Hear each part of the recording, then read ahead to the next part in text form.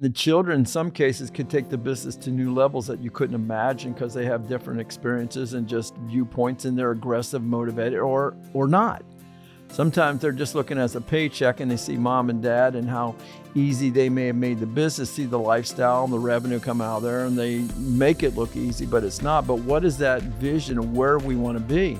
And we personally believe that even if you're selling to a family member, you need to set a price and how are we going to get that paid off. People will leave your team if they don't understand that. If they, I hear that they're going to do this or that. It's the uncertainty of it all, not knowing if they're going to have a job or what that opportunity might look like, or your clients find out about it and they don't know. So always run your business as though you're going to sell it, even if you don't ever sell it. There's more to the valuation and the strength of the company than just the numerical values assigned to, describe your revenue and your costs.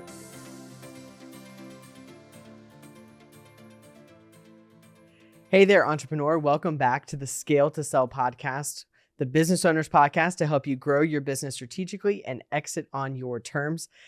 Today, this for episode number 44, we are going to be talking about a very important question, or a set of questions, often avoided questions about family businesses. And so Steve and I recently both read the book by Thomas William Deans called Every Family's Business, 12 Common Sense Questions to Protect Your Wealth. And as someone who's been in and around family businesses for a long time, and for me, my whole life growing up with it, these are questions that you should consider as well for a number of reasons. Now, before we get into the list though, want to make sure that we tell you about our special offer that we have right now, scaletosell.com/value. If you were with us for our last podcast episode, number 43 with Jason Early, we talked about knowing your current value and your dream value, and really getting clarity on the opportunities in your business to get to that dream value. If you didn't listen to that episode, I'd encourage you to go back and listen to it. It's a great one. And in it, they talk about this report, personalized report, where you can get your specific numbers based on your scenario of what the current value is and the dream value. So if you're interested, want to know more, listen to that episode, but go to scaletosell.com/value and get that personalized report. We'd love to be able to help communicate that with you. Look at the opportunities to grow your business, to exit on your terms, and what that means for you going there. But back to the topic of the day. Family business. The family business. So we're not going to go through all 12 of the questions. We would be here for quite some time, but there are some key ones that stuck out to us that we are going to talk about here. And if you are a subscriber, side note, to our Business Builder Thursday emails, you'll know that this was the book that we talked about in the Business Owner Book Club for the month of July. So if that seems familiar, tying it all together, really building off of that conversation and going deeper here. So the first question that we're going to talk about that you should ask yourself, and some of the questions I should note are addressed to the business owner, and some are addressed to the son, daughter, or other key employee that might be taking over the business too. So we'll look at it from a few different perspectives. Before we get started there, the reason that this is so important is that many of these 33 million small business owners out there are family-owned businesses. And many fathers or mothers in the business would like for their children to someday take over the business. But there's risk to doing that. Well, and a lot of people will say, well, I'm not interested in selling my business. My kids are going to take it over. Okay, you got to know the risk, right? You got to know how to do it properly, because it can not only destroy the business, it can destroy relationships. Who's the kids that aren't involved in the business, and then all of a sudden they get an opinion about the business, even if they weren't part of it. So let's get started on the questions. Sure. Just a lot to consider, and you need to review these things yearly. Not just one time, but yearly, because things change. Oh, for sure. Whether you're planning to sell in the short term, whether you're just having conversations about what's going on and considering passing it to your kids, maybe you're not even to that point where you view that as a viable option yet, but you're thinking about it, or just trying to keep the peace at family holidays, all of those things, great things. The first one that we're going to talk about, question number 1 that he asks is, what does our business look like in 5 years? And I love that it's phrased our business, right? It's an important thing to think about. But why is that an important question to consider, both in terms of the life of the business owner, those considering taking it over, and just the business in general? The vision from the younger generation could be far different than the current owner. Is that a path you want to run on? And the children, in some cases, could take the business to new levels that you couldn't imagine because they have different experiences and just viewpoints, and they're aggressive, motivated, or not. Sometimes they're just looking as a paycheck, and they see mom and dad and how easy they may have made the business, see the lifestyle and the revenue come out there, and they make it look easy, but it's not. But what is that vision of where we want to be? And have the owner of the business and have the child or the children or nephews or nieces or whoever, whatever their family members might be, and just trying to make sure that everybody's on the same page and working in the same direction, and some kind meld a plan together, put a plan together so you can, somewhat be on understanding, because if everybody's working in a different direction, of course, it's probably not going to work out that well. Yeah. And it comes down to a number of points that require communication, right? A lot of things can be assumed when we don't have the conversations out loud that may or may not be so. And so by having the conversation of where is this going? Where are we trying to take it? And where do I view my values and what we're trying to accomplish here? Are they aligned, and are they going to really be a viable option going forward? If the child is looking to expand the business, that takes revenue, resources. And if the owner, the parent perhaps, is looking to exit and retire, they're trying to harvest things out. They're trying to keep it lean as possible. So again, just a couple of things of the mindset that can cause this, just a disruption or not in agreement, bad feelings, emotions, or even a fractured business if you're not careful. Absolutely. Question number 3 is going to be the next one that we look at. Are you interested in buying stock and or acquiring control? So raising all the issues of ownership, even the question of partners, and what role that could play into some of these future decisions as well. So if you have a child or family member that wants to be part of the business, and having that conversation about, how do I get ownership in the business? Some owners I've seen, one I can think of, they've given 10% to their family member, and really the dad is going to ride that out until he falls off the planet. And then we got things laid out of how it's going to transition. But some cases, they don't want to ride it out they don't want to work for the parent, doesn't want to work for the next 30 years. They want to take their money and exit. Well, what does that look like? And we personally believe that even if you're selling to a family member, you need to set a price, and how are we going to get that paid off? Because what happens if they run a business? I was talking recently at a board meeting at a organization, a college that I'm on the board of, in AI. I believe there's personally many businesses that are around today, they will not have the value in a few years' time they have today, or may not even be in existence, because AI is going to change a lot of things up. So if you don't take the money now and you're looking to get paid out over time and hoping your child can run the business. But buying back to the stock buying, giving them ownership in, and feel like they have true partnership in there, and just setting some guidelines of what that looks like from the one that's wanting to sell the stock and take some chips off the table, so to speak, and the child or family member that wants to become partners in it and grow at a growing percent. And over time, what does that look like?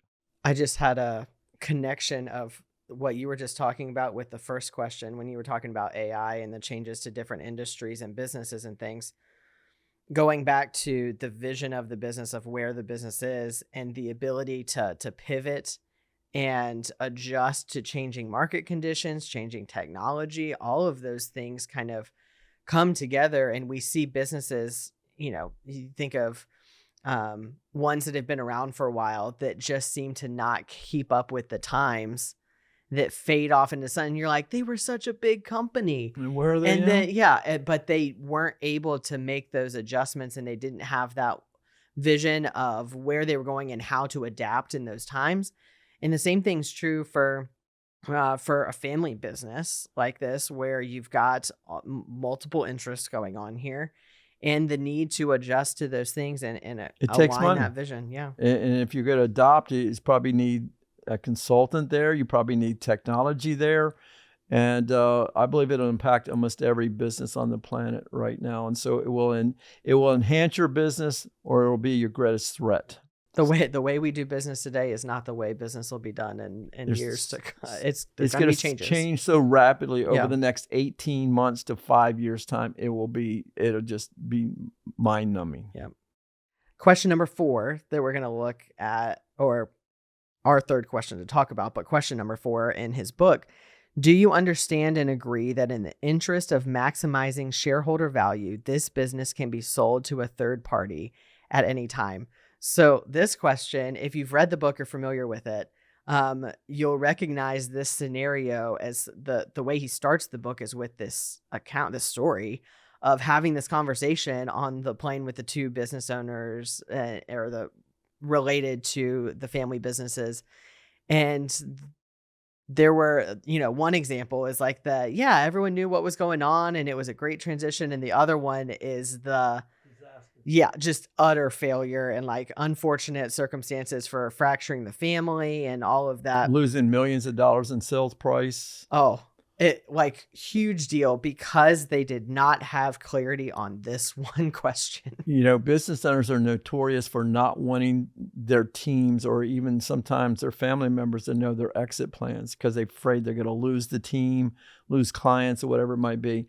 But most people know you're not going to work forever. If you're in your 60s, 70s, maybe even later. So knowing the value does a number of different things. One, it keeps everybody up to speed on where you're at. Plus, if you know the value and building the value, that business will yield more profits for you if you decide to keep it. It will make it easier to run because you've got systems and people and processes and teams. You got things in place right there that will make it more profitable, and just having people knowing what to expect. People will leave your team if they don't understand that. If they, I hear that they're going to do this or that. It's the uncertainty of it all, not knowing if they're going to have a job or what that opportunity might look like, or your clients find out about it and they don't know. So always run your business as though you're going to sell it, even if you don't ever sell it, even if it's just transitioning to the family member and you get paid out over time or whatever it might be. But always know the value, grow the value. And having your team understand that here's the reason we're doing this. We're doing it so it's more profitable. We can reward you guys and we'll all have a better life and less stress. And as you've often said, if you're ready to sell, then you're ready to grow, right? You've got those things in place that are going to help you leverage. So whatever the options are here and as a part of the transition, and who may be exiting and who may be stepping into new leadership roles, those are the things that are going to help you be able to take advantage of the opportunities of the day and to grow it and see it continue and leave that legacy rather than just pull it back. That's really important. And if you didn't catch what he's saying, if you're ready to exit, you're ready to grow, because that means that you've got people and process systems in place. You got your cash flow under control. Don't carry too much debt, and you're probably ready to grow. So if you're ready to exit, it does so many things for you, including just, well, I'm not ready to exit. Well, you ready to grow? Yeah. Are you sure? And so again, it's an important topic. Hope you picked up on that. Question number 6. As a fundamental principle, I understand that from time to time we will receive unsolicited offers from third parties to acquire the business. These offers will be considered and accepted at the discretion of the controlling shareholder and supported by the child, the key employees, whoever is kind of viewed as the taking over of the next. Absolutely. So probably now more than ever, there's small private equity firms, big private equity firms, family offices, competitors that are looking to grow by acquisition. They know that there's millions of baby boomer business owners, now Generation Xers that are turning 60 this year. They're born in 1965 and beyond, and they're looking to exit their business either to the next chapter or just to retirement or whatever it might be. So there is a ton of unsolicited offers, and sometimes it's just too good to not take advantage of. And letting your team know that. And typically, if you're an employee or you're the child of this, you go, well, I want the business. Yeah, but what if we can take us big windfall and go exit and you get a cut and you can start your own deal, start another deal, or we can carve out and sell a portion of the business. You stay on, and they want you to stay on because the owner is exiting and they would need you around to run the business or take part in it. So just setting that expectation right there of knowing what to, it's again, when people don't understand, there's not clarity, there's concern about paychecks, paying their bills, family to raise. When there's uncertainty there, that brings disruption, just confusion, and it's just not a good thing. Absolutely. Question number 7. So we're going to go through 2 more. Question number 7. In preparation for the annual update of this blueprint, this ongoing conversation. And there's 13 here. We're only covering 7 of them, right? Of this blueprint, I will arrange for an updated valuation. See where we were going with the call to action at the beginning? Yeah. Of the business, and will calculate whether there is an appropriate amount of insurance in place. I will furnish evidence that this has been done and that state taxes will not impair the ability of this corporation to function after my death. That's a mouthful, but a really big question to ask. In our valuation software, it not only gives you the current value, the dream value of what you want the business, what it needs to sell at if you're going to exit and maintain your lifestyle, but it also shows you strengths and weaknesses.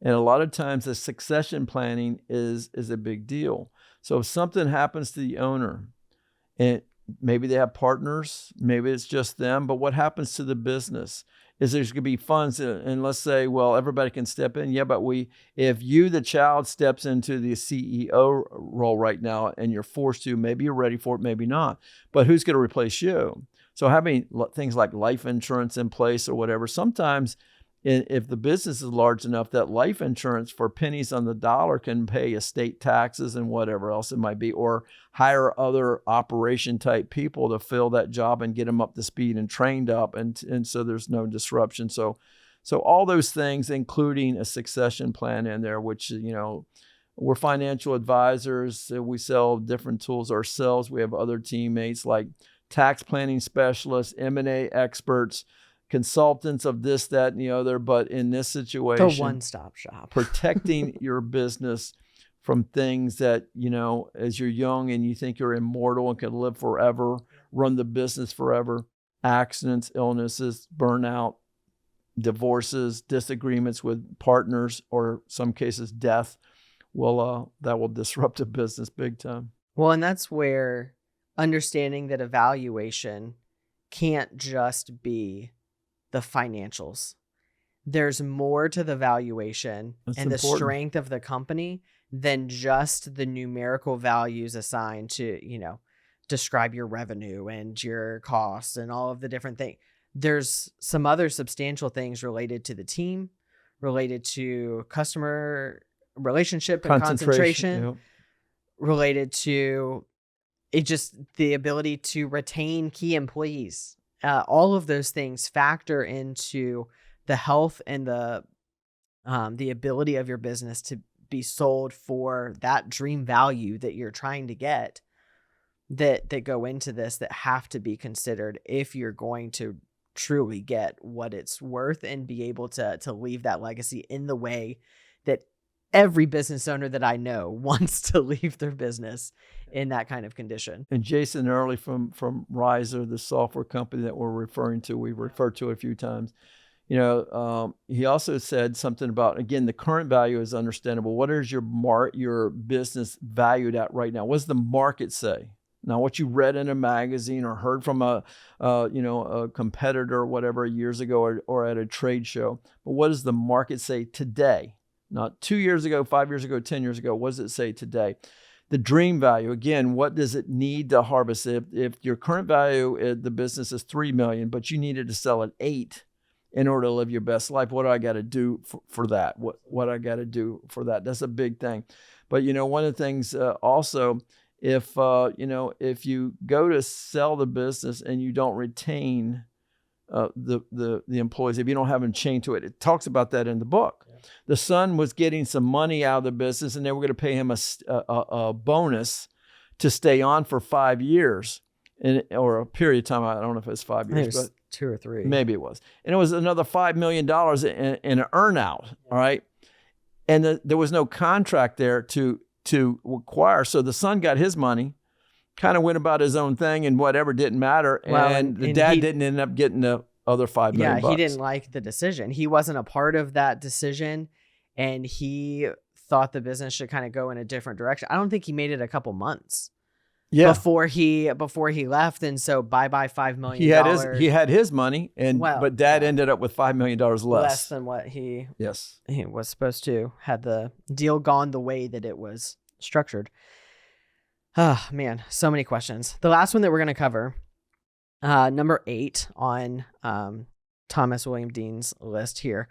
List at least 3 items in each of the following 4 categories that could affect the health of the business over the 5 years. For sake of time, we're not going to go through all of the different categories, but the key is, again, going back to this idea of the assessment has to be more than just the numbers. We have to look at the health of the business from a number of different angles in order to get a clear picture of what is actually going on and how this thing can be transferred to the next set of people, whether that's an internal deal and the family business keeps going, or whether there's an external sale. You've got to have clarity on what is actually going on in the business, and not just from 5 years, 10 years, 12 years ago, a consistent, continual thing. High turnover employees. Oh, yeah. Right? Just that employee retention thing right now. How do you fix that? Because that could hurt the value of the business. Do you need to update your equipment? Are you carrying too much debt? Do you need to open a second location, or just there's any number of things right there, and get everybody that's mindful. So again, we're talking about the family business. So it's not just a sole owner and go, hey, this is my way or the highway. If you're going to transition to your family, you need to bring them in kind of as their partners right now. But even if they don't currently own stock in the company, because they need to feel like that, they need to feel, and they need to have a path to run on, making their opinions. If you want them thinking like that, because if you're going to turn the business over to them, and especially if there's not going to be a big liquidity event where we believe that you should sell the business to them and have a payout over a period of time, 5 years, 10 years, whatever. Do some seller financing, and anyway, but they should have skin in the game right here. You should not leave it up to, yes, they're going to run it, and yes, they talk good, because we've seen too many cases where the whoever takes over the business, if they don't have any skin in the game, they get bored or distracted, divorced, something happened to their own life, and now they're out of the business, and your investment has gone down the tubes, and your life is altered forever. So, their viewpoint, your viewpoint, and these are important questions, I think, and it just helps you run more efficiently, keep everybody happy on the same page, and even non-family members that are family members not involved in the business. You need to include them into the conversation too, because again, if the biggest asset you've got is the business, and let's say you got 3 kids, and you got 1 child involved in the business, and something happens to you, what happens to the other 2? Where's their inheritance? They're going to be fighting over this. And it could cause disruption in the business, hurt, lawsuits, whatever. No more Thanksgiving get-togethers and or awkward get-togethers of that. So you need to have it spelled out. And even or family members not involved in the business need to be included as far as what this strategy looks like. There's a lot of business books out there, always new ones to consider. And don't get us wrong, we love a good read, and we like applying what we learn. There's some, though, that just seem to transcend, just the moment, right? Some are made for what's going on in the market at this time, at this juncture in history. Others are more, just seem to be more lasting. And that is what I'm getting from the questions here. The key principles that need to be a part of the conversations that you have. The book's been out for a while, right? Yeah. Yes. And it's one of the, that just keeps coming up with the wealth of the types of questions that it asks, and that you should go through if you're in this situation in order to make sure that you're on the right path. If you haven't read it, I'd encourage you to read it. It will change the way you look at how you need to progress through any type of transition dealing with your business. Go through the 12 questions, look at them, ask them. Again, some of them are for you as the business owner. Others are directed more towards the children, the spouse, the key employees, whoever else that's a part of this situation. But definitely read the book, get the full perspective on it, go through the questions and answer them and see how it goes. And again, scaletosell.com/value. Get your personalized, your free report from us where you can get the clarity on that current value, get the clarity on the dream value, as well as look at some of the risks that could be there that could really, if by addressing them, could help you get to that better valuation, and are just there as potential, red flags of what's going on that should be fixed in order to help your business run better, run more independently of you, which again increases value, great, and gives you more time freedom, financial freedom, and all those things, and really create the life that you want to win, that you want to love, to win at work and life, to enjoy the business that you've created, that you've been working for. Every Family's Business. That's the book. And then go to scaletosell.com/value to get your free analysis. You should get that done once a year, at least once a year is adequate, because things are changing so rapidly, especially if you're a baby boomer and getting close to wanting to retire. Don't wait till the last second, because I've had many businesses that were undervalued, meaning their dream value was way out ahead or was a bigger number in the past, but lost sales, other things happening. And this AI thing, again, is going to enrich a lot of people, is going to drive a lot of people's businesses, take the value down, or maybe even get you to close the doors in the future if you don't adapt. So anyway, that's scaletosell.com/value. That's it. Until next time, keep scaling.